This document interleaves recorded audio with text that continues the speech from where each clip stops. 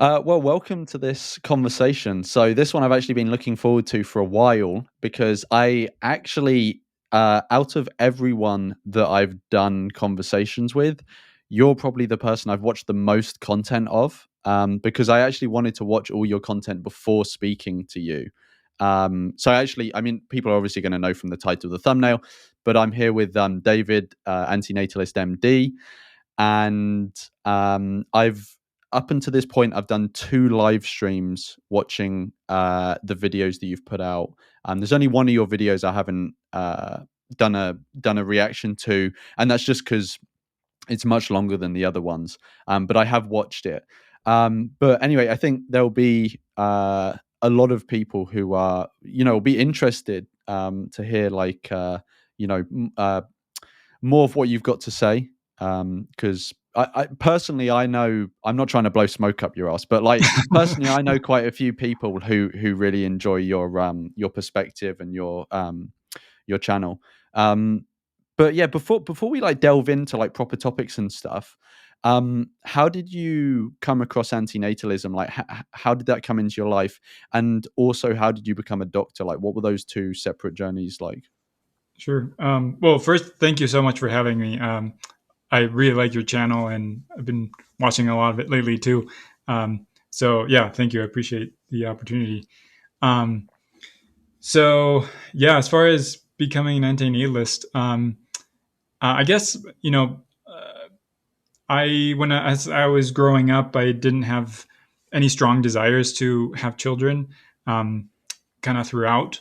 But I definitely had experiences in my childhood that were not good, Mm, and just kind of emphasized that. And at that point, it was very just personal. Like it wasn't like a all encompassing. No one else should have children kind of thing. It was yeah. just like I really don't want to perpetuate this kind of situation.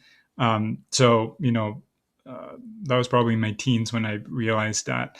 And then as I grew up, that kind of persisted, and eventually I came across Sarah Perry's "Every Cradle Is a Grave." Mm, yeah. And I think just by coincidence, I was just like randomly looking up things on the internet, and I came across that. So that was kind of my first introduction to the word and kind of the concept as a more um, universally applied concept. Mm, And then from then on, I started looking at David Benatar and the kind of the usual big names for antinatalism. Um, but it took, I would say a good year to for me to actually process and digest the implications of the philosophy in terms of how much um, just it encompasses beyond just simple individual procreation decision. So, and that was kind of heavy, just kind of realizing that. So it took a while for me to process it. Um, and I guess the other part is that really there are two kind of distinct reasons for my anti-nihilism. On the one part is kind of the emotional kind of, you know, I didn't start off wanting to have children and that side of things.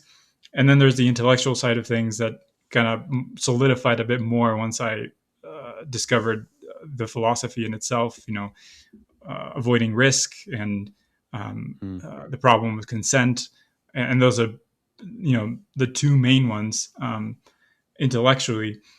Someone pointed out in one of my YouTube videos how this person commented that he had wanted to have children, like from an emotional level, and but had agreed, like was in agreement with antinatalism from a intellectual level, and how hard that was. And I really didn't consider that until mm, this person commented on it, and I was um, so yeah, I thought that was just interesting how my transition probably was easier than other people's.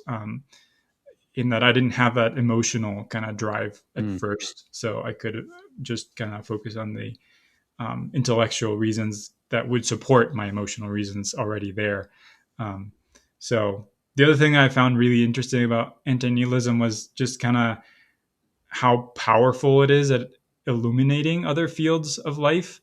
Um, so, I mean, I kind of think of it like a scientific theory that's useful is one that is explanatory beyond its core principles. So you have like a set of relatively simple core principles that you could apply to other areas, whether it's natural selection or thermodynamics or whatever, that you can use to explain other things. And anti-nihilism is kind of like that, in that you can use it to talk about a lot of applications within medical ethics, Mm. uh, politics, capitalism, a bunch of other things, philosophy, obviously, where anti-nihilism can be applied. So yeah, for all those reasons, I think just the concept is very fascinating and very rich in terms of how many things you can get out of it. So Yeah, it's interesting. I think we actually came at it from completely different directions in terms of the transition that you were talking about. Because I was mm, very much on the same wavelength as the person you said left a comment. Because I was very much on the sort of pronatalist train, like, a mm, big sort of vision for my future was having kids and stuff like that. And then I was confronted with like the arguments by well, initially I heard it from a guy I didn't really know. Um and and then later I spoke to some friends who they're involved in animal rights, and there's a big sort of crossover between, the animal rights community and the antinatalist community. So they mm, sort of talked me through it. And I also had like it was a bit of a tricky transition at the start, because I still had that emotional attachment to the idea of procreating. Um, but honestly, for me, I wouldn't say it was a particularly rough ride. Like, once it clicked and I saw the act as unethical, I was like, it just sort of, yeah, quickly faded away, my emotional attachment. But there was a bit of a, mm. like a jarring there. Yeah. Um, yeah, and how did you become a doctor? Like, is that something you just always wanted to do, or? I guess I was interested in science since middle school, probably, and I did a lot of the science classes and projects and stuff. And then for my undergraduate degree, I did physics, and that's when I started to get more interested in kind of the medicine side of things too, because I also Mm, liked biology a lot. I initially thought I wanted to be a veterinarian, but pretty soon I realized that I'm not good with animals as far as mm, like I don't really communicate with animals very well in yeah, terms yeah. of like when you're medically looking at an animal, it's kind of different.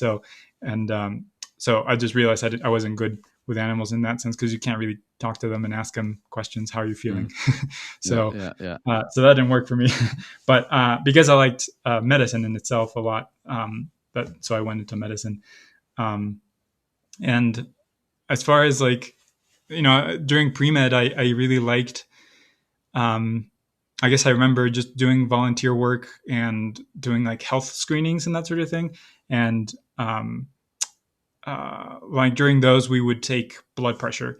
And Mm, this might sound mundane, but I like really liked just the mechanism of like knowing how blood pressure is measured, and like how the sphygmomanometer works, and how the artery works, and then mhm, combining that with how that affects people's like health, and you know being able to like explain that to people, um, and then just giving people knowledge. So just a combination of all those things is just really fascinating to me, and I really like sharing knowledge and having that knowledge be mm. useful to people, and them using it in their own lives. So I guess all that kind of fascinated me. So Yeah, and I've got to say, like, I actually lived with some doctors for a while, and I'm actually impressively ignorant still. Like, when it comes to the medical field and all the different types of doctor and the different roles. So, like, what like what sort of area of medicine do you work in? Like obviously only share as many details as you're comfortable with. Sure, sure. So I do primary care, and more specifically, so my training was in internal medicine. So internal medicine is basically a general field that where only adults are treated, but it deals with treatment, prevention of adult diseases. So it's very broad. Um, Most people who go into internal medicine either do primary care, which is kind of like a GP type position, Mm, but only for adults, um, or they go into like hospital work, or they specialize. So, cardiologists, gastroenterologists, endocrinologists, all those specialties start as internal medicine first, and then they specialize from there. Um, mm. so, um, so that's my field. Yeah. So like you've got like being a doctor on one hand and like being an antinatalist on the other hand, how how do those two things coming together change your perspective? Like how does being an antinatalist change, or does it change how you see your role as a doctor? I guess yes and no. Um, I was interested in primary care uh, right from the start when I was starting med school. So I always wanted to do that. And primary care is, of all the specialties, probably the one that focuses the most on prevention. So prevention was also always kind of my focus and passion, for lack of a better word. So I guess anti-nihilism just kind of reinforced that focus on prevention. Um, and the I guess the thing that did emphasize even more was just focusing on contraception for obvious Mm, reasons, and just kind of putting that up front, not just making it like a side thing that you eventually get to, but kind of mm, making that an important aspect. All in all, I mean, what I do is still standard medicine in terms of like, when I talk about contraception, I still talk about it just like you would on a standard level as far as like respecting autonomy and all that. Um, yeah. but it's just a more of a focus on it. Um, the other thing is that something I realized, a couple of years after I had finished my training was just how much the process of that probably influenced me eventually becoming an anti-natalist in terms of, you know, um, so just for background, medical training, you start with your undergraduate university studies, Mm, and then you do which is like pre-medical studies, and then you do actual med school, which is 4 years, at least in the us, 4 years, and then after that you do at least 3 years of what's called residency, which is where you train. You're already an MD, but you have further training, um, and that's usually between 3 and 7 years, depending on the specialty. Um, but the residency is by far the most taxing of the whole training, um, because you're a lot of the time you're working 80 hours a week. That's pretty standard, oh wow. and you're in the hospital most of that time. Yeah. So you see a lot of um, just a lot of suffering and a lot of Yeah. uh, hardships, and you have to deal with it, obviously in a professional manner because you're treating people, and because of that you have to kind of uh, I don't know if suppress is the word, but just kind of be a little um, just compartmentalize Mm, your emotions, I guess. So you have to like put aside your emotions that you feel at the moment when you're seeing so much suffering, um, and kind of put them aside. And because you're working so long, so many hours, you don't really have time to reflect on it during mm, the training. So, after I finished, it took, I would say, at least 2, maybe 3 years to kind of unpack all of that, yeah. and kind of step back and be like, wow, that's like that's messed up. Like all the things I saw, those were really bad things. Not to say there weren't good things, but Mm. you just see a lot of crap, Yeah. and so I think that informed eventually how, like, just realizing, wait a minute, this could all be prevented, and like Mm. this is insane. We're pretty much just putting bandages on problems most of the time. Um, so it took a lot of just emotionally getting through that, and intellectually also, just to kind of square those things um, after all that suffering. So yeah, I think that influenced me becoming an anti-nihilist for sure. Mm. Um, the other thing was that, I guess I wish that education, just in like general education, in terms of like you know, um, going through elementary school and high school and that sort of thing. I wish that there were some sort of like course that everyone took maybe during high school, basically like going through like what does end of life look like, and like what Yeah. happens when people die, what happens when people get sick, what happens in a hospital, things that are universal because almost everyone will have to go through some form of this, but no one really talks about it. And I think if it were kind of normalized to just everyone was educated on this, not necessarily like putting any opinions in their minds, it's just saying this is what happens, so Mm. that they can be informed about, okay, this is, if you eventually want to have children and all that, well, this is what happens. I mean, Yeah. so I don't think that's going to happen anytime soon, but Yeah. I wish there was some sort of education program like that. Yeah. Yeah, I got a few things to say off the back of what you were just saying. The first one is just about what you were saying there. Like, I also agree that there's a lot of, like, obviously the US education system is different from the UK, is different from every other country around the world. They're all different in their own ways, but Sure. like I can speak from the UK perspective. Like, the education system here is just so malnourished in, like, you come out of school being able to do trigonometry but not even understanding the tax system. Like, Yeah. it's completely inadequate in setting someone up for life. It just seems like the schooling system seems to be um setting people up in such a way where they will be good employees rather than actually capable or competent at navigating life. There are just such basic skill, like cooking skills.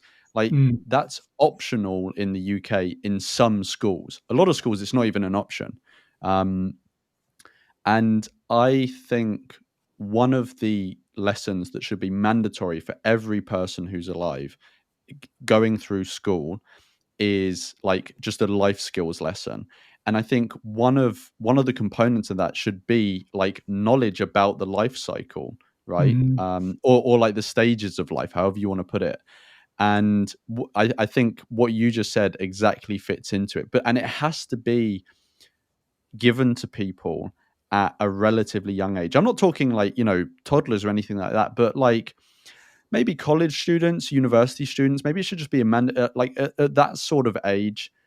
Sure. All people, or if you want to call them kids, still at that level, like, they should all be given a thorough um, tour of what an average life can look like at the different stages, including, and maybe with a focus on the end of life, because that is where you're going to face the most issues. That's when you're going to face loneliness. Often Mm. when you're elderly, a lot of the health issues that people are going to have, all of these sorts of things.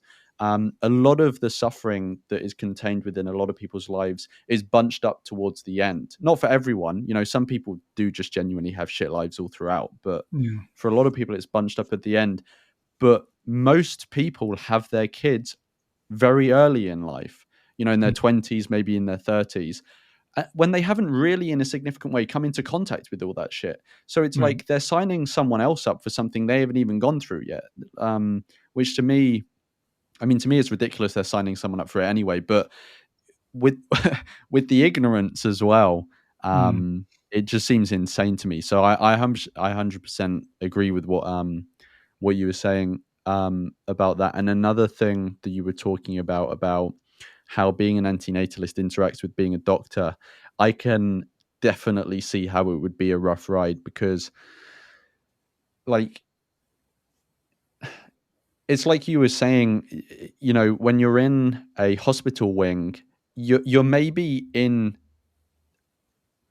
in the world that's maybe apart from maybe a war zone, it's like the most concentrated area of suffering. It's like people are going to that place specifically because they're suffering, right? Yeah. So it's like it's a real concentration of suffering.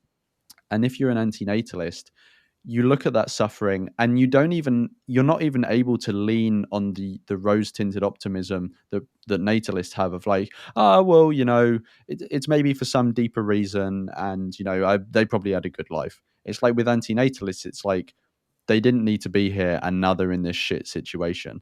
So Right. I can definitely see how that is like a super rough ride. And to be honest, I don't think I'd be able to do that. So like hats off to you for being able to remain in the profession. Um, and obviously I'm sure there's other, I'm sure there's many reasons that you do the work that you do. Um, but like that there's a lot of mud I'm sure you've got to wade through in terms of mental health to be able to keep it up. So Yeah. Yep. yeah, hats off to you for that. Um, how how does antinatalism interact with like medical ethics? Because I know I've actually heard quite a few antinatalists bring up the Hippocratic Oath, and how you could interpret it from an antinatalist perspective. So like, what's your view as someone who presumably, I'm assuming it's mandatory for all medical students to do medical ethics courses. So like what's it been like for you navigating medical ethics as an antinatalist? Yeah. So I guess I should say I didn't become an anti-analyst until after training. So I Right. didn't have that lens to look through it Yeah. during the training. It was only after the fact that I looked back. Um, so probably my experience would have been even more different if that were the case. Um, but yeah, as far as how it influences medical ethics, I think probably the most important part is just prevention and how that changes the equation in terms of just viewing things like pregnancy.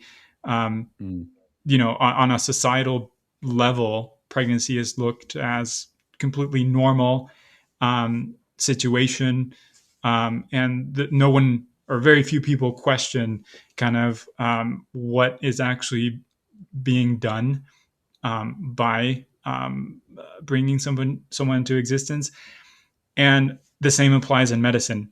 It just kind of is pretty standard to just say, well, when you're pregnant, you're going to get prenatal care, or, mm, or or even before you're pregnant, you just get like, uh, if you're lucky, you get counseling on contraception, and then you are told, okay, it was a choice, you either decide to get pregnant or not, which is fine. I'm obviously 100% on pro autonomy of every person, um, but the problem is that it just is never really discussed as far as like what you're actually doing before yeah. before someone gets pregnant. No one like counsels someone, oh, you know this is what is going to happen because you bring a child into existence. The child is going to most likely suffer in various ways and 100% will die eventually.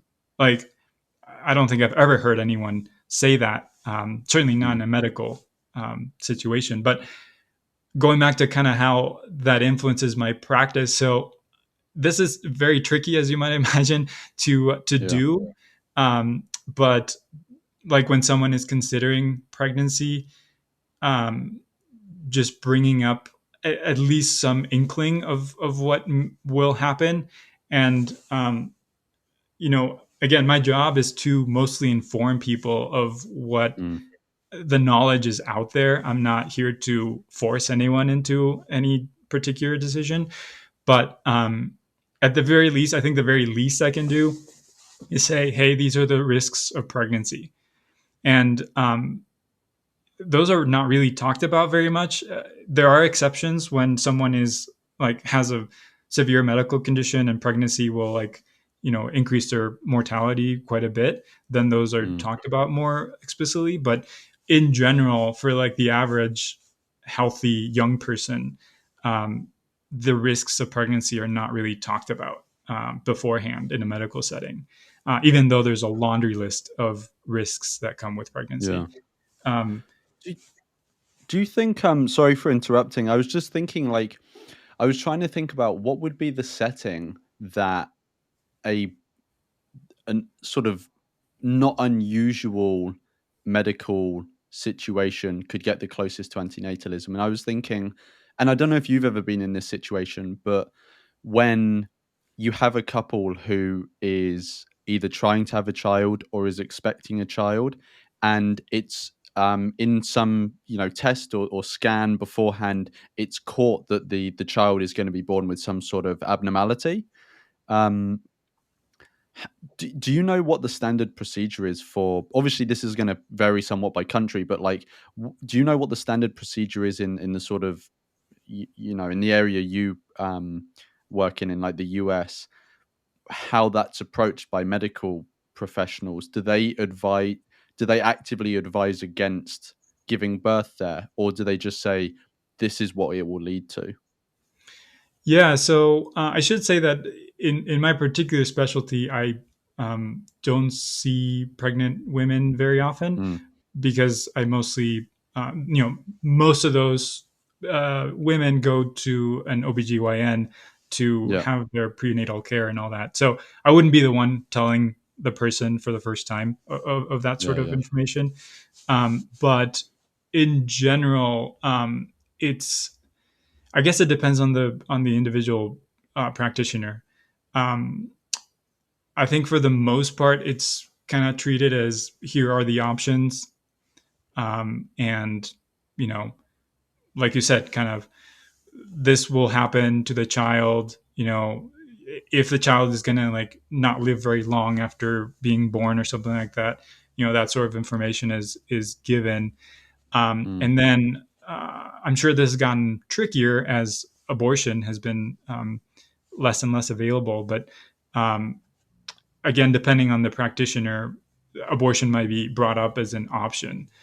Um, but I think those conversations are so individualized that it's hard to give a blanket yeah, like everyone does that as a standard, other than to say like the job of the doctor is to give the information and give the pros and cons, or rather harms and risks and benefits of whatever procedure is available to as the next step. um, mm. so Yeah. No, no, I get you. And actually, I just remembered when you were talking before about, or we were talking before about, exposing people to what happens at the end of life. Having that as sort of like a standard thing people learn about, and it reminded me of a joke that I'm guessing you're familiar with Doug Stanhope, right? no, sorry. Oh, you don't, Doug Stanhope, the comedian. You're not aware of him? No. Oh, whoa! So he's an American stand-up comedian, still active now, and he's explicitly antinatalist. Like he's openly Oh, antinatalist. really? He Oh, he okay. yeah, he uses the term. He makes jokes about it, how procreation is immoral. Um, I've actually got he's pretty famous. Like I wouldn't say everyone knows he's antinatalist because he I would say in at least half of his specials, he mentions antinatalism, but not all of them. So, and he usually only has brief jokes about it. So, it's not like everyone who knows Doug Stanhope would know he's an antinatalist. But if someone's a committed fan of his, they definitely know. Um, and anyway, so I've got a video about him coming out at some point soon, and there's a joke he makes where um, he says he keeps a picture in his wallet of his dying father. So his father, obviously, at this point is dead, but the picture is of when he was nearly about to die, and he was in a really bad state. And he was saying he carries this picture around with him to show people who show him baby pictures, because he wants to show people, like, well, you've just made a baby. Did you ever think that this is what they may end up looking like? They may end up in this situation. Did you ever think of that? You know, before you just took it upon yourselves to create someone out of nothing without their consent. Yeah. Um, yeah, so Wow. he's like very open, very explicit about this stuff. Um, and yeah, it reminded me of, you know, when you were saying that people should be, you know, made aware of what the end of life can look like in a very plausible situation. It just reminded me of that joke. But yeah, you should Yeah, I'll check have him to out. look him up. I'm Yeah. surprised, yeah, surprised you're not aware of him. um but yeah, just going back to like antinatalism and medical ethics. So do you do you think that, because in medical ethics, I'm no expert on this, obviously you're going to be way more knowledgeable, but my understanding is that consent is a very important principle in medical ethics, right? Right. um and in the Hippocratic Oath, my understanding is that it kind of rests on the principle of like do no harm. So do you think that medical ethics as it is taught actually advocates inadvertently antinatalism? Obviously, medical professionals around the world are vast majority pro-natalist. The people who would have written it would be pro-natalist. But do you think that the principles that actually underlie medical ethics do actually imply antinatalism without the medical industry and professionals at large realizing that? Or do you think I'm going too far there? No, no, I agree totally. And like you said, people don't realize this. But if you take consent to its logical extent, then yeah, it should apply to those who do not consent to the harms of being born or being brought into existence. Yeah, so consent is, and just autonomy in general is, I Mm, would say, one of the core principles that I go by in my practice. And I should say I'm a little, I'm fortunate that the kind of specialty that I do, um, I only see adults. And so I mm, have the fortune of being able to talk to people, and for the vast majority of them, and there are some exceptions, they are able to make their own decisions, which is not the case for, for example, pediatricians or maybe surgeons in an emergency situation when someone is not able to consent to something because they're unconscious, what have you. So I am kind of in a different position in terms of most of the people I see are able to consent, and I'm able to have a conversation with them, before something is done. mm, Um, so yeah, autonomy is really important, and this is one of the kind of my frustrations with medicine, that most of people in medicine are blind to how that should be applied beyond just kind of the typical, you're going to get a procedure. This is the pros. This is the cons. Um, you know, in my mind, I agree it should be applied much more broadly, mm. to include those who don't get to have consent. Yeah, and you actually you put together a presentation, right, about antinatalism and medical ethics. I Yeah, think it was about that, or maybe it was a bit broader the topic. Um, but like, do you like? Obviously, you've made that presentation. It's on your channel, so it's like it's on YouTube for anyone to watch. Um, do you just intend for it to be something that remains on the internet for people to sort of passively come across, or do you ever see yourself being able to actually present that, um, either in person or online setting, to actual healthcare professionals? yeah. Oh man, I that would be awesome if someday I could present it in person. Um, I Mm, don't think I'm at that point right now. I do eventually would like to put together some sort of, um, maybe a book, but some sort of material that kind of attempts to normalize this across the medical profession. yeah, Um, and whether that is a more like targeted presentations like that, or an actual book, I do want to kind of expand that eventually. But I don't think I'm at quite at that point right now in terms of there's a lot of complicating factors just exposure wise. yeah, So, you know, yeah, yeah. No, like honestly, if you wrote a book that was along the lines of like antinatalism antinatalism and healthcare ethics, like I'm not even involved in healthcare, and I'd be super interested in reading that. Um, and I think these things can be done, under like fucking what are they called? pseudonyms. Yeah, yeah, pseudonyms. I thought, isn't there another? I swear there's another name for it, but I'm forgetting it. Maybe it is pseudonym.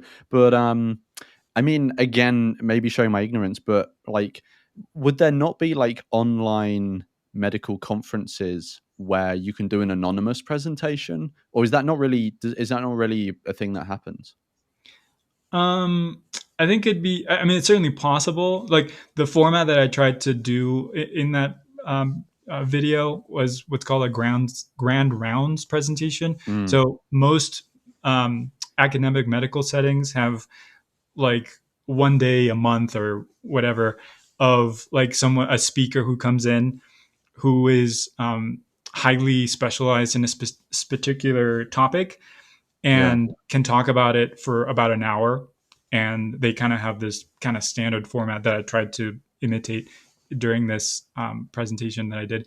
But that sort of thing moved to online during COVID. Um, mm, so I think it's totally plausible to do it. The question is more how open different academic departments are mm, to it, because they basically, from their standpoint, they expose themselves to all the potential societal taboo that comes with yeah, antinatalism if they yeah, start kind of you know having that as a platform. So I think it's more of a problem of like whether they would accept it rather than whether it's yeah. plausible. So Well, I mean, yeah, I mean, it depends how much you want to go down this route, but like, um, I don't know if you've ever written any like academic articles and like journal submissions, but there is like I don't know if you're aware of the Journal of Controversial Ideas set up by Peter Singer. I So think I've heard he of it. he set up, yeah, this academic journal where people can publish things under a pseudonym. So it's sort of meant to attract more provocative and controversial Hmm. pieces. Um, but yeah, anyway, I mean, I don't really have much more to say on that. It was just it would be very cool if you were to be able to get to a point where you were able to do something like that. Yeah. But obviously, it's your field, your time, your energy. So you spend it how you see fit. Um, but if you do write a book or do a presentation live, you will at least have one person buying it or attending. So and that'll be me. But I'm sure you'll have loads more. But like you have one guaranteed one. Um, I should say this is my first like public interview, so thank you. As far as no, like, well, no, thank you. No, like the thanks should all be going to you. Like, thank you for letting me speak with you. Like I find this topic like really interesting, and also I just think antinatalism could just do so much good in this field. So I want the idea to get more out there, specifically in medical ethics as well. Like I just feel antinatalism is an idea that can make the world such a better place. It can do so much good, but it's just not known about, or it's shunned or yeah. demonized. So yeah, anything to promote it. Um, have you ever like come across any other antinatalist healthcare professionals, like either online or even in person? Like, are you at all aware of any form of community or other individuals who are antinatalists who also work in healthcare? I'm not aware of a community, but I've had several comments on my videos from people who are in healthcare, whether medical students, doctors, or nurses. Um, so that's cool because before Mm, I started the channel, I didn't really know anyone. I haven't met anyone in person yeah, who is also an antinatalist in healthcare. That that gets tricky as far as like how much um, you expose yourself enough to be able to have those interactions. yeah, Because yeah, I would love to interact with people, especially in person, who are yeah. also anti-nihilists, but it comes with certain risks, I guess. Yeah, no, I 100% get you. And actually, something I just thought. So, I don't know exactly when I'll put this interview out. It'll be in the next couple of weeks, but um, by the time this goes out, there will have been public announcements about this, so it's fine for me to talk about it. So I'm not sure if you've seen, but I'm organizing the world's first virtual antinatalist conference in December. Oh, in Um, December. Okay. with Yeah, in December with my friend John. So we started this organization called Antinatalist Advocacy, and we plan to do many things with it, and it's already got a couple of things going on. And one of the things that I've been working on in the background, but I haven't really been talking about publicly, is organizing the world's first virtual antinatalist conference. And we've got all the guests booked, all the speakers booked, we got a panel, all this sort of stuff. So it's going to be really exciting, and I'm going to start advertising it for people to actually hear about it and attend at the start of October, which the first day of October is tomorrow. And I was just thinking, like, that could, if you wanted to, like, this year it's fully booked, but for the next conference, if you wanted to, you could do a presentation there on antinatalism and medical ethics. You'd have loads of time to prepare. Obviously, it's completely up to you if you'd want to do something like that. But if you wanted an uh, an a space to be able to do that, then I think that could be a really good space, actually.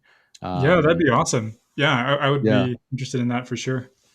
Yeah, cool. Yeah. Well, I mean, I haven't even thought about the next conference because we're still Yeah. working on this one. But like when it gets around to it, I'll get in contact with you because I think that would be really cool. Um, yeah. Anyway, so yeah, so okay, you saying like there's been sort of individual people and stuff.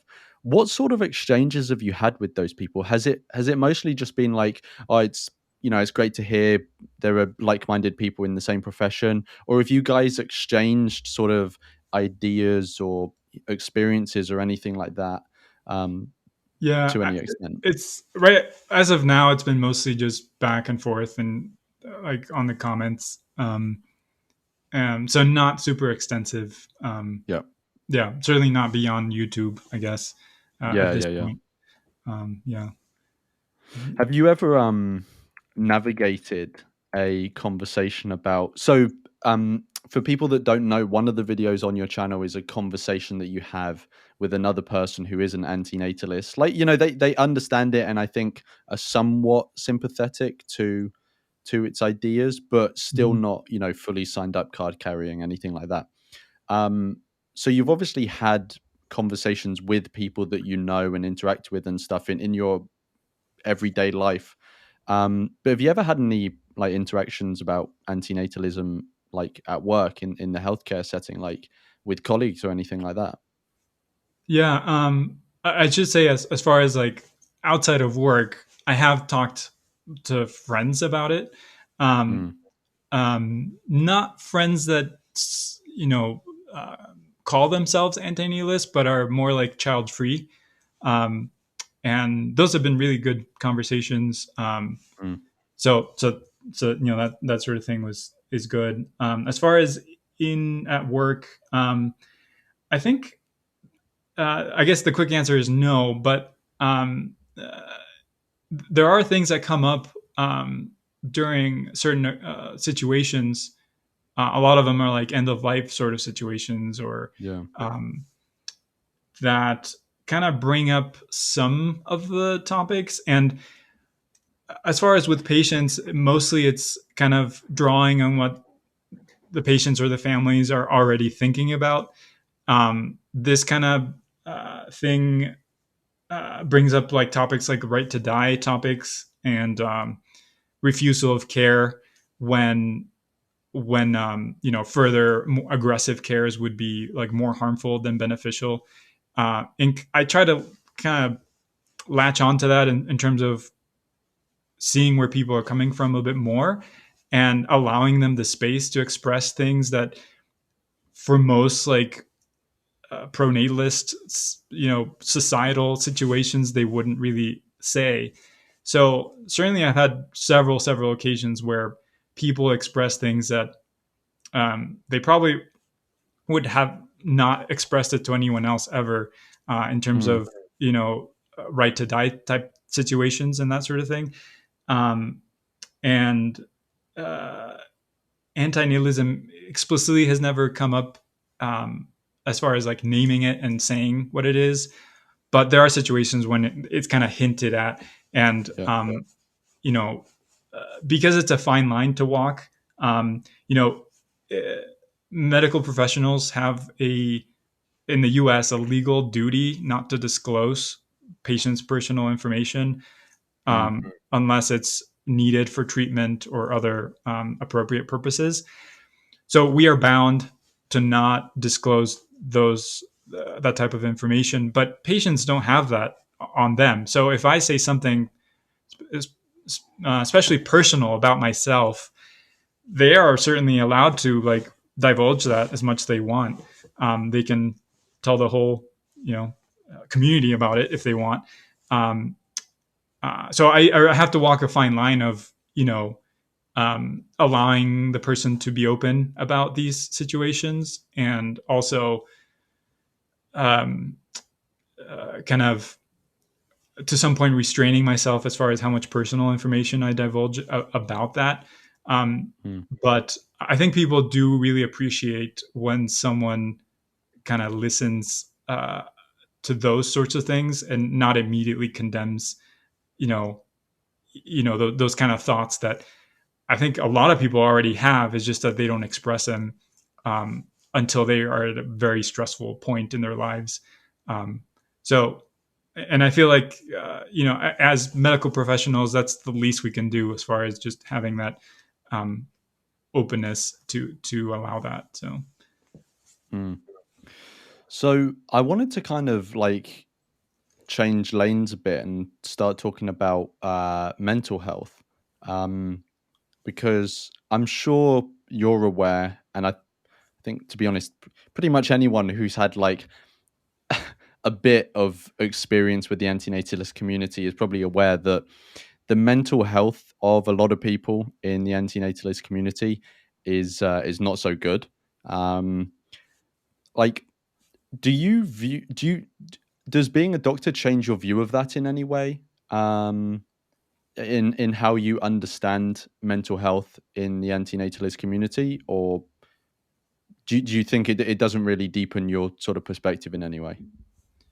no, I think it totally does. I mean, I'm assuming you're talking mostly about like depression and Yeah, suicide rates exactly. and that sort of Uh, thing.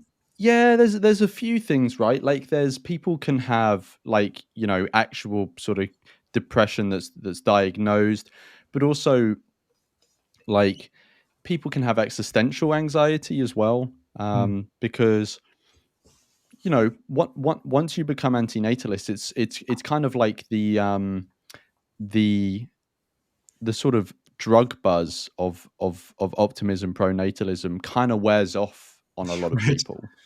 And so then some form of existential anxiety can fit in. So I think there can be multiple things that sort of feed into someone who's antinatalist having poor mental health. I mean, and it's not always the case. Like for me, my mental health is perfectly fine. Like honestly, um, I think. I've been quite lucky in the fact that in terms of my mental well-being, I'm relatively um, resistant to any sort of negative stimuli. Mm. Um, but in antinatalism at large, there does seem to be like quite a big issue. So yeah. Anyway, sorry, you were going to say something on it. No, yeah. I guess most or a lot of the information I have is purely anecdotal in terms of like you hear about this person, having more Mm, emotional issues, what have you. Um, so, in terms of like data out there from like studies and that sort of thing, and you may know more about this than I do, but um, as far as I can tell, there's very few actual studies that look at this question of mental health in anti-nihilists.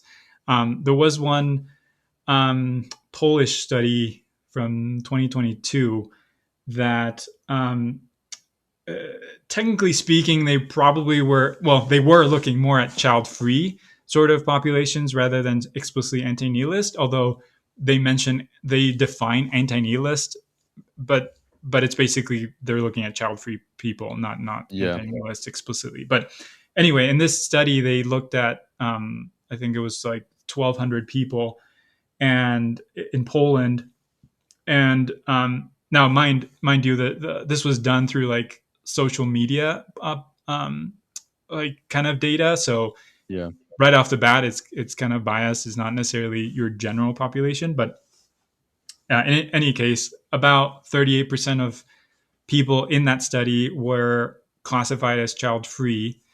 And So the study was basically looking at, you know, mental health in that population. That was one of the things. And they did find that in terms of that 38% of people in as a group, the rates of depression and anxiety were not different unless you looked at only the females in that group. Right.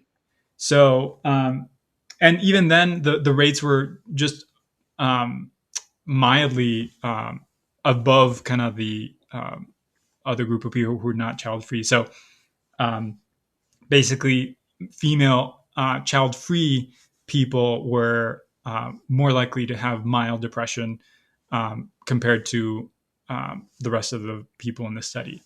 Uh, And so, sorry to interrupt, but do you remember how they defined child free? Was it people who intentionally hadn't had kids, or did it include childless people? So they made an explicit distinction between childless and child-free by choice, Okay. Yep. which is good for that. Um, um, at least I believe they did. Maybe I'm confusing it with another study, but um, they. Let me see if I can pull it up here. But Because I can imagine that um, I've seen like I don't know if this is me getting a biased sample, but yeah, out of the people who I have heard fall into the childless category, it tends to be more women from what I've seen. But again, I may have a biased sample, um, and it seems to be because women much more than men have these competing career fertility sort of uh, priorities or interests, however you want to put it, because in society or Western society, but I'm sure this is quite widespread. Um, since women have entered the workforce, their fertility window is now competing with the early stages of their career, and generally, people want to build as much career capital at the early stages as they can, hmm because they want to be in a senior position by the time they're old. Um, so whereas men don't have that as much, because my understanding is that their fertility window is not restricted in as such a way. right. Um, so I wondered if the slightly higher rates of depression in females who don't have children was as a result of the childless section. But if they split childless and child free, then that kind of throws that theory out the window. Yeah, so they defined it as people who do not have children and want to be childless in the future. So that's how they defined it. And then Okay. the pronatalists, they defined it as people who want to have offspring in the future and or already have children. Yeah. Okay. Cool. Um, So, generally, you found, or you saw, your understanding of the research that's been done on this is that the link between procreating and mental health, there doesn't seem to be a massive link, really. well, at least not in child-free people. And of course, this is only one study, and it was in Poland. Yeah. Yeah. And I think most of the people in that study were um, more highly educated and lived in cities. So Right. it's a biased sample in that sense. But yeah. Yeah, and it So was social media as well. right. So that in itself is also a selection bias there. But yes, in that study, so yeah, the difference was not significant, hugely significant in terms of the general population, and it was only mildly significant in terms of the female portion of Mm. that population. But yeah, it's hard to draw kind of conclusions as far as anti-natalists specifically out of that, because I'm sure I'm sure it's not the case that 38% of the population of Poland are anti-natalists. Um, Yeah. We can only I don't hope. think that's the case. Right. So I should mention there's another study that was done in Michigan in the U.S. Um, I think in 2020 or 2021 that looked at the rates of child-free people, also how many child-free people are Mm. percentage-wise, and it was 27%. And the way they gathered that data was, I think, a little more robust in terms of being a representative sample of the population. Um, so 27% is I would say, a substantial minority. Um, but again, this was just child-free, Mm. not antinatalists specifically. Yeah.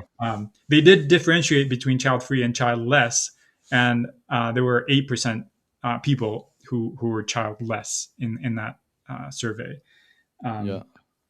Um, but yeah, the interesting part about that study was that so this was 1,000 people, and they looked at life satisfaction. So they looked at whether child-free people were more satisfied or happy in their lives compared to parents or people who were planning to become parents, and they didn't see a significant difference between Mm. those two groups. Their conclusion was that because there are so many mixed studies as far as this question, like some studies say, child-free people are happier. Some say it's a wash.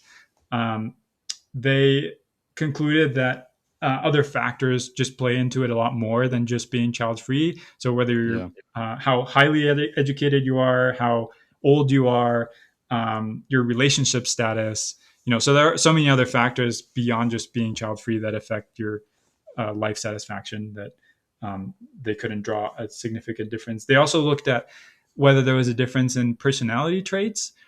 So they used the Big Five personality trait kind of assessment, where you kind of look at different types of personalities, and yeah, so they didn't find a specific difference between child-free Mm. and pronatalists in that. And with the like the specific issue of mental, sort of poor mental health in the antinatalist community, do you I don't know how much experience you've had dealing with mental health as a healthcare professional, or if it's kind of like its own thing that separate sort of professionals work on, Mhm. but do you have any I'm not trying to put too much weight on your shoulders, but like, do you have any ideas of what may help remedy it, basically? Um because some people would say that just like a massive dollop of therapy, but like, do you think there's anything else? What when you see this issue of mental health in antinatalism, is there anything that comes to your mind to think, oh, this would help the situation?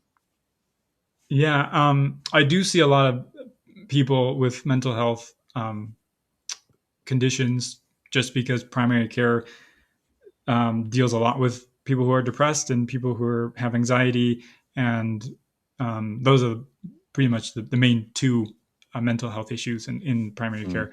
Um, I guess I guess I'm thinking back to my experience during training when I went through a psychiatry rotation, and how that was probably one of the more difficult parts of my training in terms of not necessarily um, uh, how complex medically someone was, but just the ethical side of things, because you know the the problem of consent is quite tricky when it comes to psychiatric kind of situations.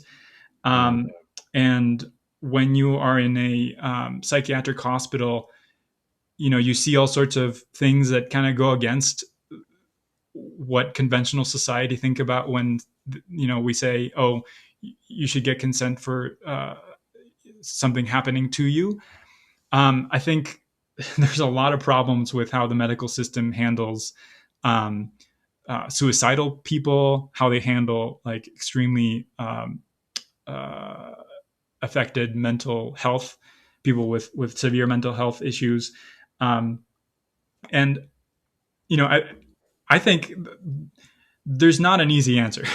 Is kind of Mm, the quick answer, but um, so specifically as far as suicide and suicidality and how that's handled, there's kind of a problem of how suicide is viewed. I mean, it's a taboo to start. So it's not really talked about very much, and when it is talked about, it's almost always in a negative way. Like this yeah. should be avoided at all costs. But that kind of, to me, is too broad in terms of looking at when it really comes down to the individual person who's struggling with Mm, actually contemplating this. Um, I mean, in a way, it's handled kind of like other issues are handled by pro-natalists in terms of like this is universally bad and that's the end of it, um, and there's no nuance to it. I guess I've heard it talked about in terms of like preventing suicide should be looked at more like CPR, in terms of like when someone is in distress because of this. Just like you can have people in the community trained to do CPR. If someone has a heart attack and collapses, mm, you assume and you go over to them and you start CPR and you assume that they want that. But but that's not always true. Like there are people who explicitly do not want to be resuscitated. yeah, Um, DNRs. DNR, right? So and they go through the process to say to the medical system basically, hey, if this happens to me, I do not want to be resuscitated. Mm, And I think there's some merit to say that maybe suicide should be seen to some degree like that. When someone decides to not be resuscitated, ideally they make that decision when they are more or less mentally with it and able to assess the options and say, mm, okay, if I get into this situation, then I definitely do not want to be resuscitated. So kind of like that, saying, if my life is bad enough and am contemplating this act, I do not want to be brought back, or so it's tricky, but I think there is some merit to talk mm, about as far as how that's handled, and not just blanket statement. Everyone should be yeah. um, rescued, so quote unquote, from this. Um, yeah, go ahead. Yeah, no, I was just going to say it's similar to discussions around euthanasia, right? Right. or physician assisted suicide. Um, it's like some, I don't know, like I've spoken to, when it comes to I I don't know, I see these two things in society, and I've never come across someone who I've heard explicitly say both things. Um, but I'm sure there are people out there, because there seems to be, when it comes to the term suicide, there seems to be this sort of like, no, bad, if anyone's trying to pursue that, they clearly aren't in the correct state of mind, and they're confused and mistaken, and they should be helped away from it, right? And Right. obviously anyone in that state of mind should be helped, but people's definitions of help will be slightly different. Right. That's a good So point. there's yeah, so there seems to be, yeah, like this massive rejection of suicide. And there is also quite a large rejection of euthanasia, but at least in the UK, and I don't know if this is the same in the US, but actually there is also an openness to euthanasia. Um, and those two things seem to be in tension, because there seems to be there's a stigmatization against both suicide and euthanasia, but there seems to be a stronger stigmatization of suicide. And I think it's because people's schema, I don't know if how common a term schema is, but schema is like the image that comes into your mind when you think of a term. So like when you think of a nurse, you think of a woman traditionally in sort of like the blue and white sort of apron style thing, Mhm. even though there's male nurses, but it's like the schema of a nurse. So people's schema of suicide, um, it tends to be like someone in a very emotional, impulsive state, in a dark room somewhere or off on their own, etc. Um, so I think maybe there's the heavier stigmatization there. But when it comes to euthanasia, I mean, the the situation is similar in some ways and different in others. It's similar in the ways in that someone can get to the point where they say, actually, no, I'd rather this stop. I'd rather just exit, and that can be an extremely rational decision to make, but the Right. setting is different. Because it's now going through a legal process, your loved ones can be fully informed. You're not going to be dobbed into the police or anything like that. Mm. Um, you have the support of healthcare professionals, mental health care professionals. Um, you know, if you go to someone at the moment and say that you're suicidal, you might get put on a watch list, but some in to some degree, maybe in some places your liberties will be curtailed. But if you're in a system where the euthanasia is available to you, there aren't the same risks, um, because it's now just a process that is open to you, and people recognize that it can be a completely rational thing to go through. um, so yeah, I agree with you. I think there's parallels on the discussion between suicide and euthanasia. um, and yeah, I think it's a completely rational, can be a very rational decision to make. And to be honest, I hope that by the time I get old, euthanasia is legal in the UK, because I don't want to die shitting myself full of cancer. Do you get what I mean? Yeah. Yeah. Like, I want to be able to decide when I go and on what terms. Um, and honestly, to me, it's baffling that no one wants, like, there are certain people that don't want that option. Like, you'd rather nature just ravage your body. Like, is that really the way you want to go out? Right. Like, to me, that just seems insane.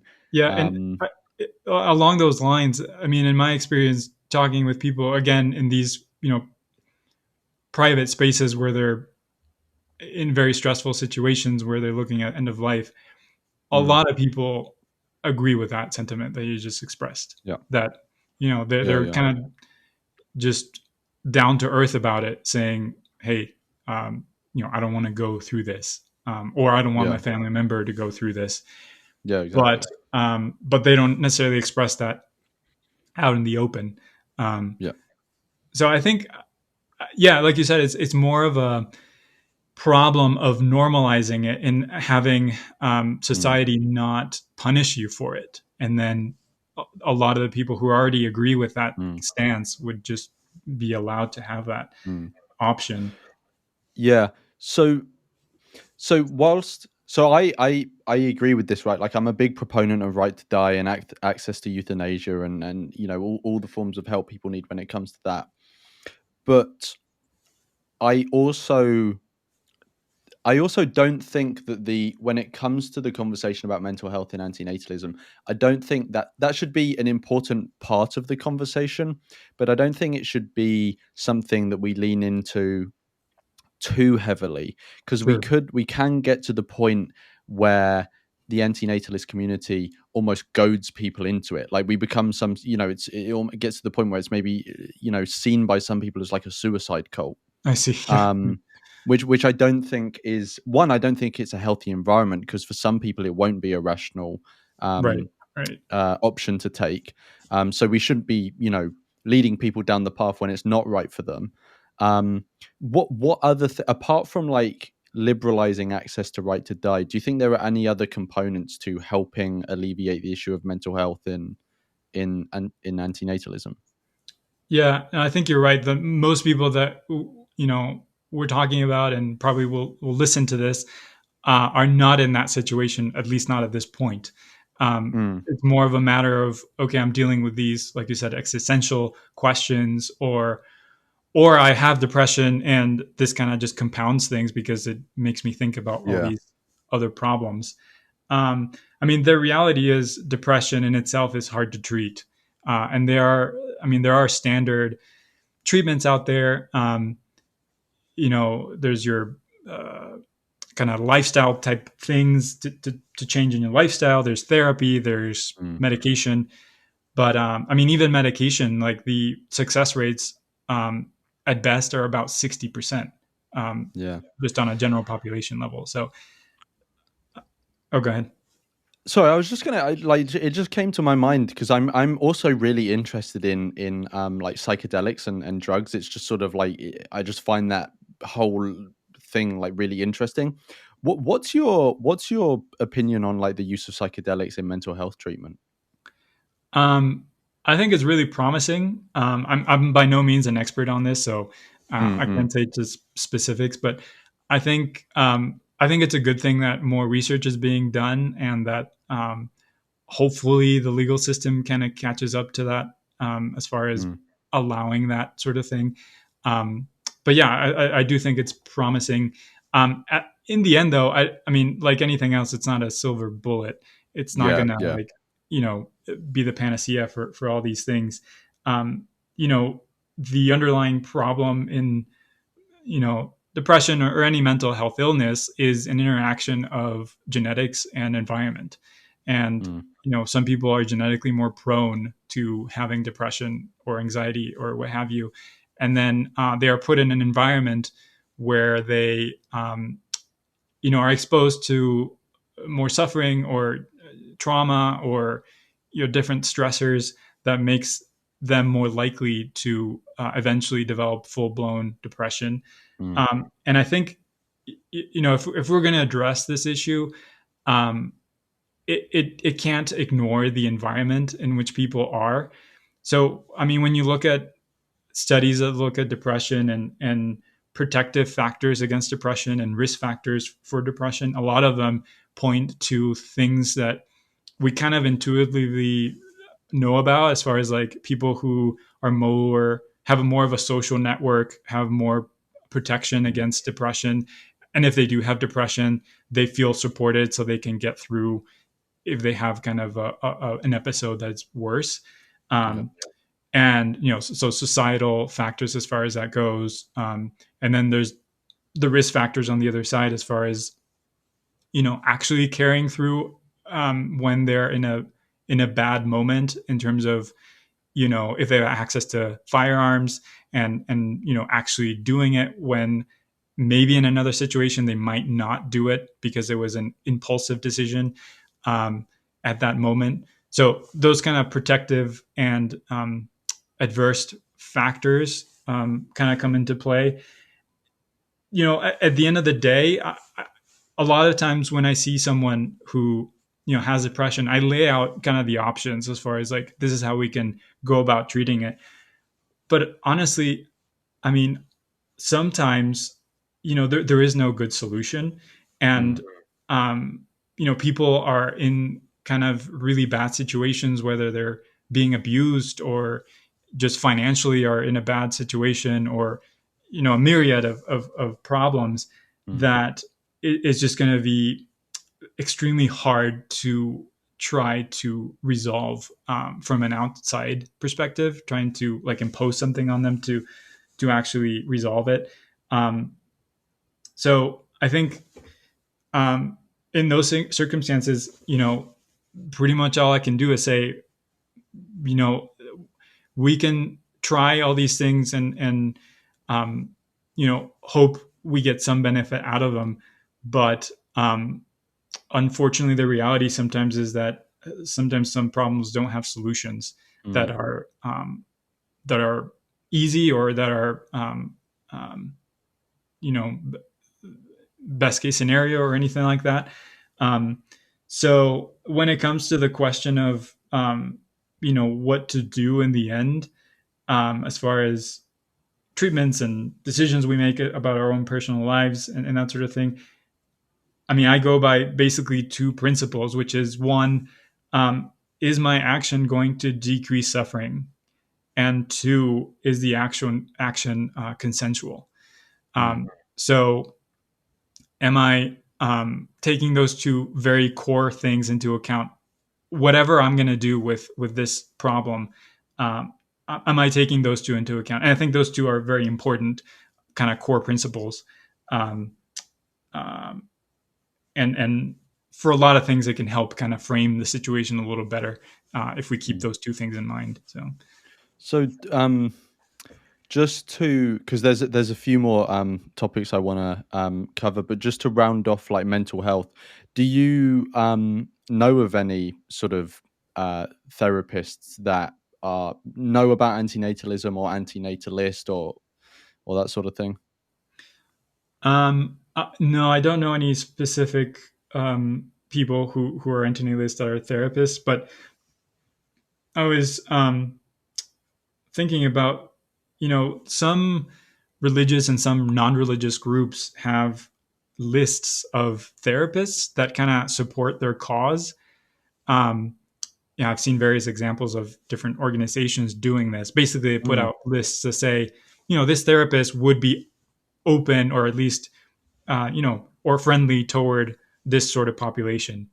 And I think, I mean, if we could collectively, as mm, antinatalists, come up with a list of that sort, that I think that would be quite useful, and probably it would only come on from like personal experiences that say like, oh, I saw this therapist and he happened to be open to this, and then mm. we add that to the list or whatever. So I think, um, although I'm not aware of that being the case, I mean, maybe of that being the case, but um, if that were the case, I think that would be a great start to kind of have a starting point for that.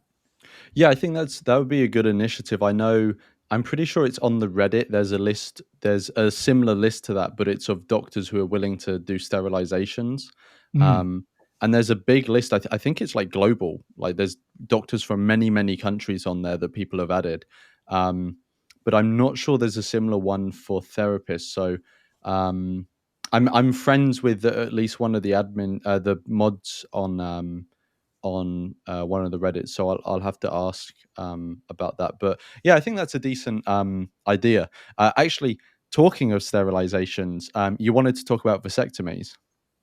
Oh, sure, yeah. So, um, yeah, as far as vasectomy, so um, I guess, I mean, we can talk about whatever aspect of this you'd Yeah. like, but um, um, vasectomies to me is one of the most useful but least used um, procedures out there, as Yeah. far as obviously prevention, but also it's, to me, it's incredible that there are more women who get tubal ligations than men who get vasectomies, even Mm. though it's much riskier to do a tubal ligation or getting your tubes tied Do than you it is to know? have a vasectomy. Do you know why it is that there's more women that get it done? I think There's a lot of factors. Part of it is convenience in terms of women tend to see their OBGYNs much more often, Right. as Okay. opposed to like young men tend to not go to the doctor as much. Yeah. Yeah. Yeah. Um, Another factor is a lot of tubal ligations are done right at the same time as cesarean sections are done. So if a woman is like, I'm done having kids, while you're in there, tie my tubes kind of thing. So that's kind of more convenience at the moment of when they're already doing surgery. Yeah. Um, and then and then just a taboo of like how men view vasectomies and oh, what are you going to do to my genitals, what? Yeah. uh, Yeah. Yeah. even though again it's much less riskier than sterilization for women. Mm. um, I mean, that brings up the problem of uh, well, there's a lot of problems. There's like the problem with getting access to a vasectomy, um, getting the vasectomy paid for, especially if you don't have insurance in places Mm. like the U.S., where if you don't have insurance, you kind of have to pay out of pocket for a lot of things. Um, I should mention, and there's this organization called World Vasectomy Day. You Yeah. might have heard of it. Yeah. Yeah. Okay. Yeah. I know about them. Yeah. Oh, okay. They also have a directory with people, who are more willing to do vasectomies. I don't think they're an anti-natalist organization. They just advocate Mm. for vasectomies more. Yeah. But um, but anyway, so one of the problems that people can come across is just doctors not being willing to do vasectomies for people who don't have children, for Yeah. men who don't have children. And I don't know how much of a problem this is in other places. I can only speak to the U.S. But I mean, it can be a problem. I think it's becoming less of a problem because in general, medicine is becoming less paternalistic, and people are more open to having choices or letting patients have choices, which is, I think, is a good thing. But I certainly have heard people who have had a hard time um, trying to get a vasectomy as a man who doesn't have children. Mm. Um, so Yeah, uh, yeah. I went through the process in the UK, and honestly, my process was super simple and super smooth. But the guy who actually did mine, um, he and it was free as well. In the UK, you can get them free. Mm, Um, but yeah, the guy who did mine, he said that I was just quite lucky that I was referred to him specifically, because mm, he was saying that other people actually have quite a hard time in my situation. Someone who's like relatively young, like I was 23, who have no kids. He was saying a lot of people, a lot of men in the UK do actually have a hard time, and it's because a lot um, of the surgeon, like a lot of the people who will do the vasectomy. They will just say no, I don't want to do it, and so they kind of get bounced around to different surgeons and eventually land on him. And I was mm. just lucky enough to get, Oh, I yeah. was referred to him straight away just by chance, just because he happens to operate in one of the local clinics near me. um, so I was quite lucky in that respect. But I can definitely imagine that in the more religious countries, especially, like I can definitely imagine it being a lot harder to get vasectomy. And yeah, it's just like, at least when it came to my procedure, it's just like such a simple procedure. Um, and it just, I mean, for you personally, it gives you peace of mind. Like, Right. I just don't have to worry about that sort of stuff anymore. Um, and also like half of the pregnancies every year around the world are unintended. Like that could be so much less of an issue if Right. vasectomies more widely taken up. And it's like, out of all those pregnancies that are unintended, like I don't know how many of those actually go through to birth, but I'm assuming at least a significant minority of them will go through to birth. Um, and it's just like so much I mean, obviously all of it's unnecessary suffering, but and it's another level of Right. unnecessary. Yeah. um, and it's like, yeah, vasectomies, like, um, I don't know if no scalpel vasectomies are available everywhere in the world. I believe some places they still do scalpel ones, but like if they were more normalized, the technology would be more widely available, like the most up to Yeah. date technology and stuff. And yeah, I can only see that being having a positive influence in the world. Um, yeah, but yeah, Yeah. sorry, did Sarah go on? Oh no. Yeah, the no scalpel technique is pretty standard, like standard procedure at this point, Mm, because it has less risk of infection, less risk of bleeding, less risk of pain.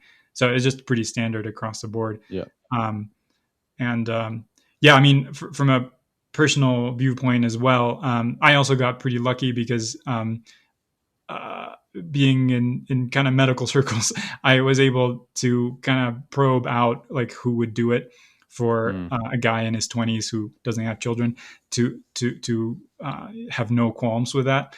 mm, So I was also lucky to be in that standpoint where I could just know who to go to and just have it done. But um, yeah, yeah. No, no, I like I I can only imagine how frustrating it would be for someone who um the process is really hard for them because it's one of those things where it's just like, I just wanna get it done, and then I don't have right, to think about it anymore, yeah, and there's all these people getting in your way, like, just making the process, like, unnecessarily difficult. So, yeah, I empathize, sympathize, with those people. Um, you also wanted to talk about, like, navigating romantic relationships with people who aren't anti-natalist. What sort of things did you wanna talk about on that? What are your thoughts? yeah. So one of my videos kind of a little bit probes into that in terms of Mm, um, being with someone who doesn't fully as 100% an antinatalist. yeah. Um, I'm also actually in the same boat as you. oh, really? Okay. Yeah, yeah, um, yeah. So I guess right off the bat, I think if someone is starting to look at being in a relationship, I think it's important to right off the bat just be yeah, frank about that, yeah, yeah, because I don't think it's ever a good thing to hide that and then later on reveal it. Um, yeah. so, so I mean, that was the way for me. At the time I didn't have a vasectomy, but I was upfront about not having children. I guess the having a vasectomy, if that's done even before someone is in a relationship, I think expressing that is kind of a good kind of Yeah. like ultimate, like saying, yeah, it's not like I'm going to change my mind here. Although technically there's vasectomies can be reversed and all that. Mm. But when someone says, "Hey, I had a vasectomy because I don't want to have children," I mean It that pretty shows much the expresses, definitism of it, yeah. right? Hey, this is my stance, and I went as far as to have a surgery for this. Um, so that probably will eliminate a lot of conflict in terms of Yeah. like, okay, if someone is really interested in having children, then that's kind of a non sequitur. Um, but but yeah, just in general. So I mean, I was already married when kind of I came into antinatalism, and Mm. um, it was quite a process just in terms of for me personally to go through it, like I was saying before, but also for my partner to just be able to comprehend kind of where I was coming from, despite not fully being on board Yeah. with that. In terms of the philosophy, like we're both on board as far as like not having children, but in terms of philosophy, that does take a different Right. turn in Yeah, terms yeah. of that. So um, I think one of the most important things, and this, by the way, this process took mm, probably 2 years, if not Yeah. three, to kind of come to terms about it.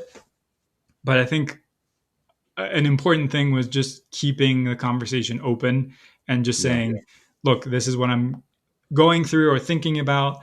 And within that process, kind of, um, making compromises, not in the sense of like your core values of what you're expressing, but in the sense like each individual conversation doesn't have to be like the ultimate battle of like Yeah. this will define everything, and just kind of navigating that a little more gently.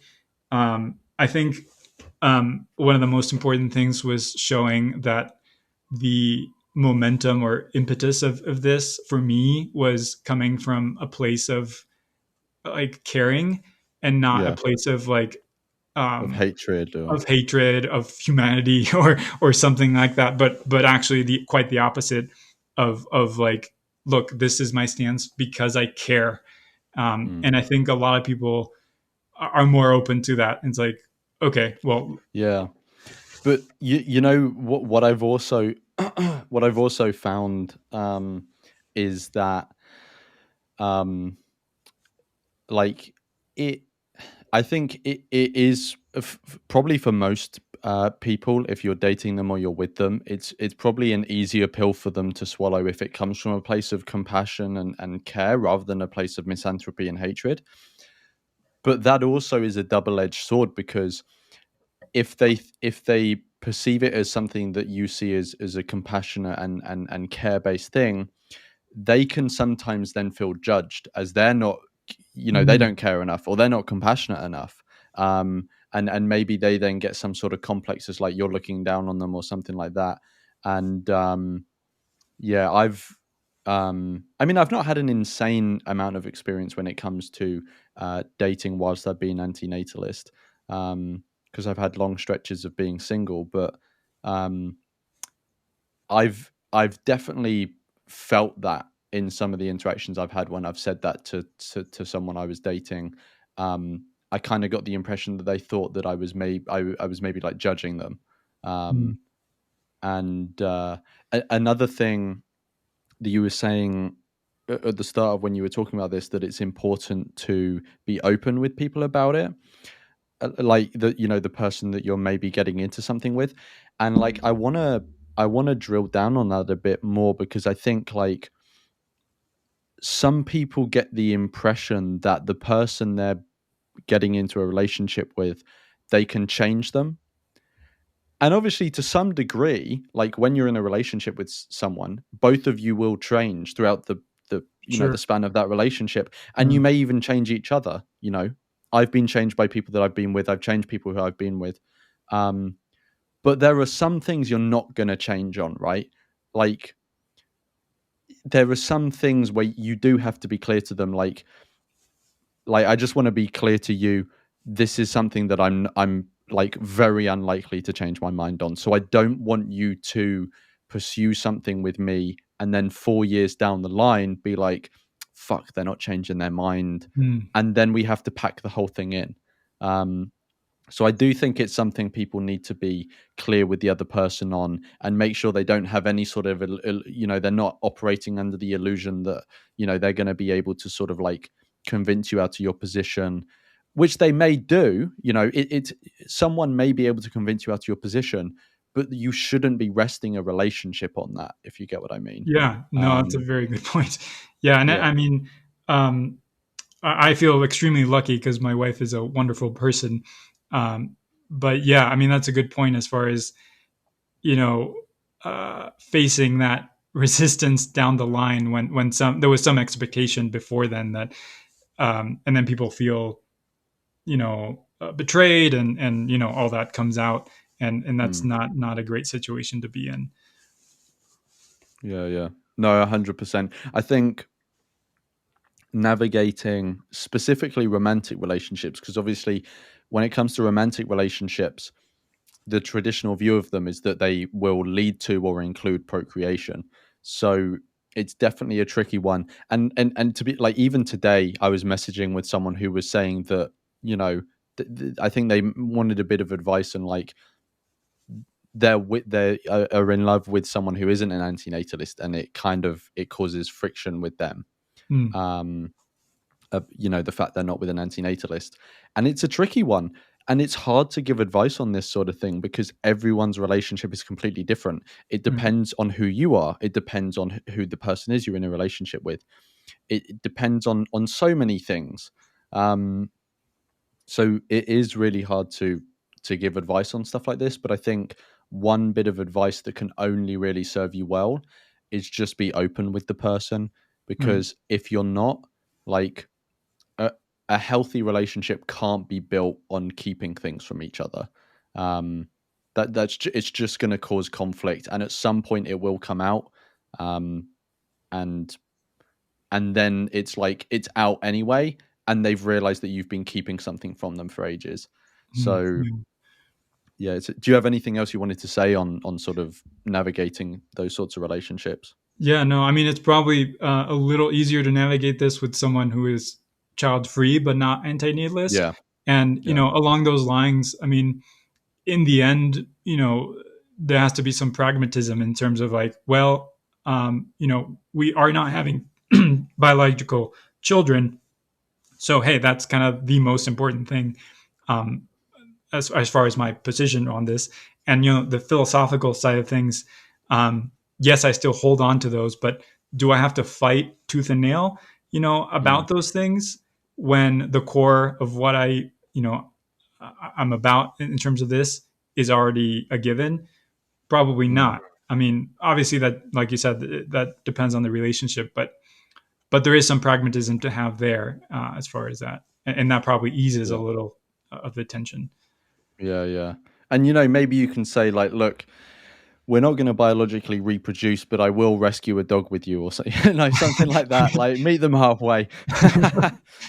Sure. Yeah. Yeah. um, yeah, yeah. But yeah. Anyway, just to round up, I wanted to ask you about like, what was it that like initially motivated you to start a YouTube channel and making your videos? I honestly can't remember the exact reason, but I think my wife recommended it, sort of as a way to vent and kind of, you Yeah, an know, outlet. an outlet for this, because maybe she just got tired of me talking about it. But um, Tired of your shit. but yeah, so once I was like, oh, okay, yeah, that makes sense. So yeah, once I started doing it, it was like, I mean, in a way, kind of therapeutic, just to like process Mm, my thoughts and kind of put them out there, and then having mm, people kind of, say, "Oh, I'm having kind of the same thoughts." yeah. Not everyone agrees with you, and that's fine, and that's necessary to kind of refine your thoughts. But it's nice to kind of know that there are other people who think the same way, and Mm, that's always nice. Yeah, mm. Yeah, and you're good at it as well. Like um, not, it would be nice if everyone was, but not everyone is suited for, um, making videos and putting their thoughts out there. Some people are, um, n- I'm trying. There's not really a not like I'm. I don't know if this sounds mean, but just like some people are not best suited to like verbalizing their thoughts. Like some people just find it very difficultly, and it is something you can train.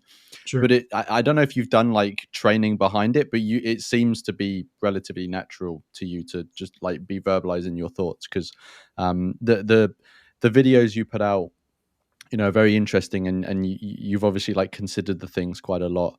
Um, so yeah, it's good that your wife nudged you to do that. Um, but Yeah, do I you have I mean, any? oh, go Sorry, go ahead. on. No, no, no. You go on. I was just gonna say that yeah, I pre-planned the kind of what I'm going to say, and this kind of a process of like processing it Mm, mentally and kind of digesting it. It takes me several days to kind of go through it before I put together that. So yeah. yeah. Yeah, yeah. And do you have any plans for the future of on the YouTube channel, or anything else regarding antinatalism, or is it something on the back burner, or yeah, what are your sort of yeah. Yeah, so I would like to do more interviews. Starting small as far as like people I know personally, and kind of getting their input as far as that goes. Mm, Um, and then, like I mentioned before, as far as working on something specifically for the medical community to normalize it, whether it's uh, presentations or a book. I really would like to do that um, Mm, eventually. And then what you mentioned, that sounds like a great idea as far as like a conference, um, mm. and putting that together and participating in that would be awesome. Um, yeah. Yeah, no, it'd be really cool to have you. Um, Yeah, it's something I'd have to think about what like could be a good topic for the conference to like fit that in. I think quite a good one would be like how antinatalism intersects with other fields, and then like antinatalism and medical ethics would fit into that like really well. And it would also be a really interesting conference to have, you know, like people talking about antinatalism and how it links to all these other sort of ideas and fields. Um, but yeah, thank you so much for coming on and letting me do your first interview. Um, yeah, really appreciate your work, and yeah, anyone who hasn't seen David's videos, then definitely check them out. There will be links in the description for people to check them out. But yeah, thank you so much. It's been a pleasure speaking with you. Oh, thank you. I really enjoy this, and yeah, I'm flattered and honored to have been invited.